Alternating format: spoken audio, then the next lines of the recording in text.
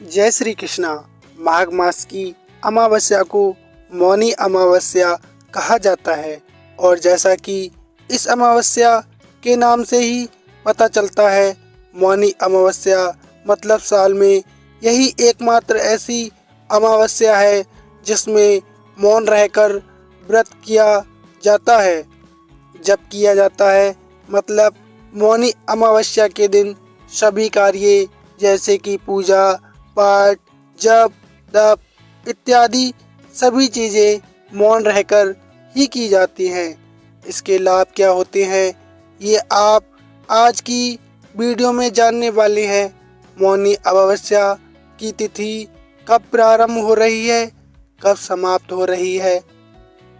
जो भक्त अमावस्या का व्रत धारण करना चाहते हैं उन्हें व्रत कब करना है और आज के दिन पितरों का तर्पण किया जाता है, पवित्र नदियों में स्नान किया जाता है, दान दिया जाता है। तो स्नान, दान और पूजा पाठ का शुभ मुहूर्त क्या है, मौनी अमावस्या से संबंधित संपूर्ण जानकारी आपको आज की वीडियो में मिलने वाली है। तो वीडियो बहुत महत्वपूर्ण है, पूरा ज़रूर देख लीजिए। अच्छी लगे तो वीडियो को लाइक ज़रूर कीजिएगा, क्योंकि आपके लाइक्स, आपके कमेंट्स मेरे लिए बहुत महत्वपूर्ण होते हैं।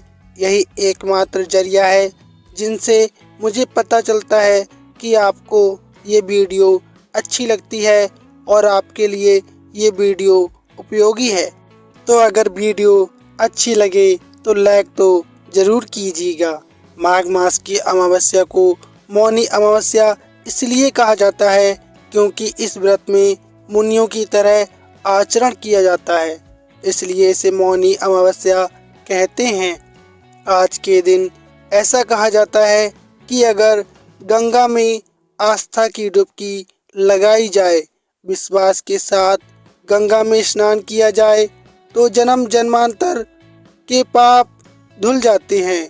सनातन धर्म में गंगा को सर्वाधिक पवित्र नदी माना जाता है तथा ये भी माना जाता है कि मौनी अमावस्या के दिन गंगा का जल अमृत के समान हो जाता है और इसलिए मौनी अमावस्या का दिन गंगा स्नान के लिए सर्वाधिक महत्वपूर्ण दिन माना जाता है।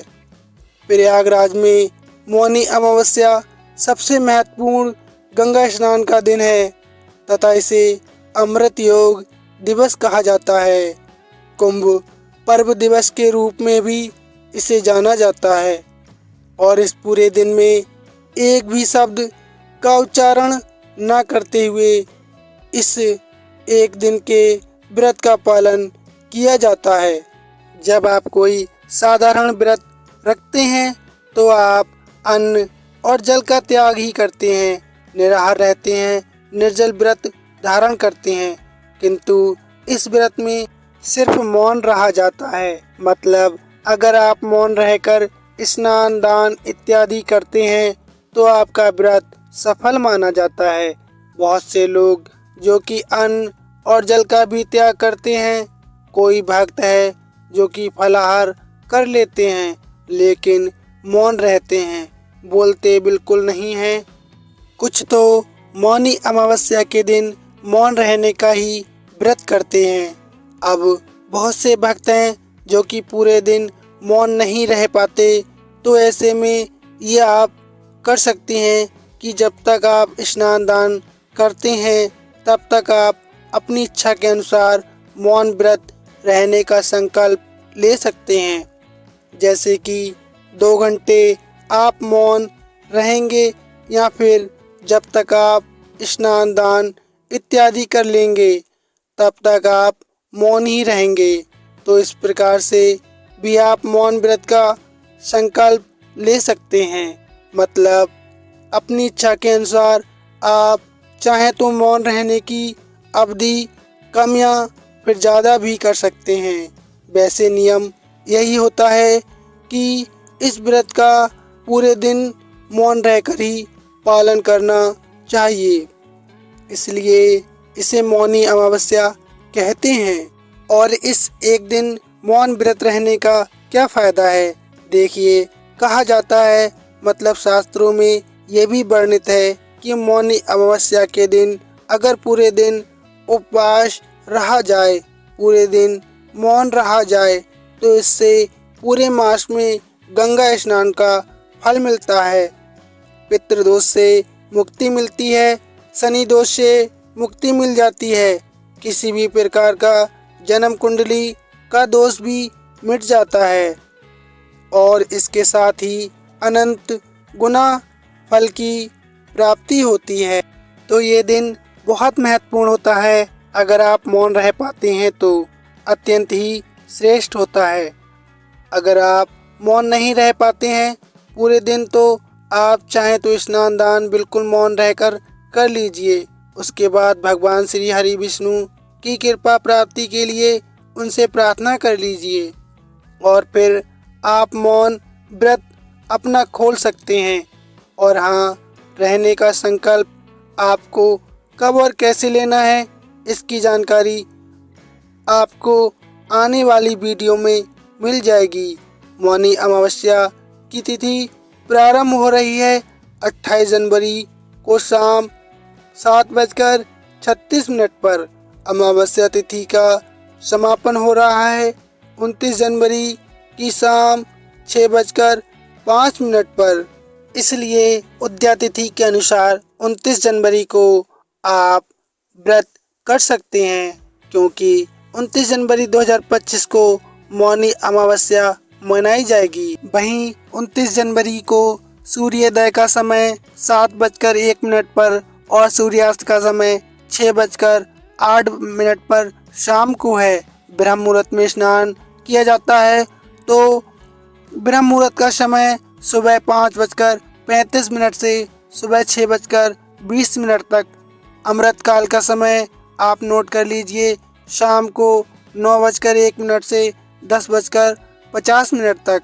अमृत काल वह समय होता है जिस समय में अगर आप कोई भी कार्य करते हैं, शुभ कार्य करते हैं, तो उसका फल आपको जन्म जन्मांतर तक प्राप्त होता है। तो शाम के समय अमृत काल हमें प्राप्त हो रहा है, मतलब रात्रि में ही आप लोग इस समय कोई भी पूजा पाठ करना चाहते हैं, मंत्र जप करना चाहते हैं, मंत्रों को सिद्ध करना चाहते हैं, तो इस समय आपको ज़रूर पूजा करनी चाहिए। आप बात करते हैं एक ऐसे समय के बारे में जिस समय में आपको कोई भी शुभ कार्य नहीं करना चाहिए, और वह राहु काल का समय 29 जनवरी को राहु काल का समय दोपहर में 12:40 से दोपहर 2:20 तक है।